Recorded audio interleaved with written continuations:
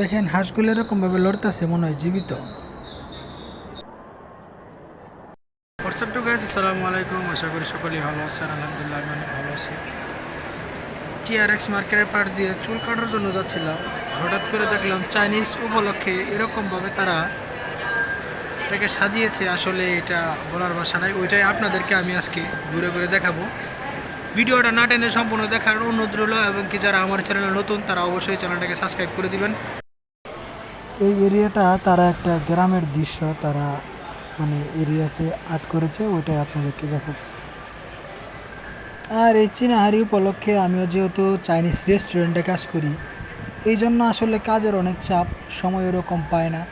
Break টাইমে আসলাম চুল কাটার জন্য, ওই জন্য দেখলাম যে টিআরএক্স মার্কেটের পাশে দিয়ে যাচ্ছিলাম, এরকম করে তারা সাজিয়েছে।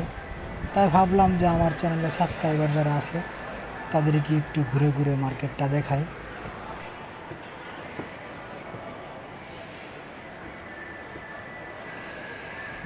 এই মালয়েশিয়া যারা থাকে তারা অবশ্যই জানে যে চাইনিজ নিউ ইয়ার মানে এই দেশে বলা হয় এটাকে চীনাহারি। চীনাহারি উপলক্ষে তারা এরকম করে সাজিয়েছে এই জায়গাটা। এই জায়গাটা হলো টিআরএক্স মার্কেট।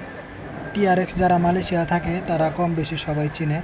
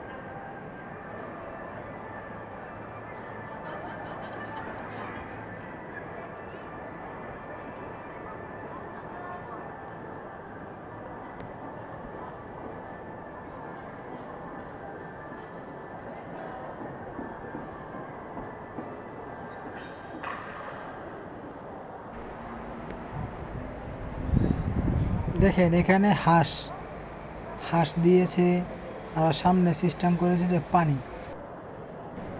দেখেন হাঁসগুলো এরকমভাবে লড়তেছে, মনে হইতেছে হাঁসগুলো একদম জীবিত। দেখেন দেখেন দেখেন দেখেন ওখানে আবার মাছের মতো প্লাস্টিক মাছ তারা দিয়ে রাখছে। মানে আসলে চাইনিজরা মানে এরকম কিছু বানাইতে পারে, এটা আপনি মানে কল্পনার বাহিরে। চাইনিজরা সব কিছুই মানে মোটামুটি বানাইতে পারে সব। আর এই মার্কেটের মধ্যে অনেক বাঙালি কাজ করে, ঠিক আছে, অনেক বাঙালি ভাইদেরকে আসলে দেখতে পাই। মালয়েশিয়াতে বাঙালি অনেক, ঠিক আছে, প্রচুর বাঙালি।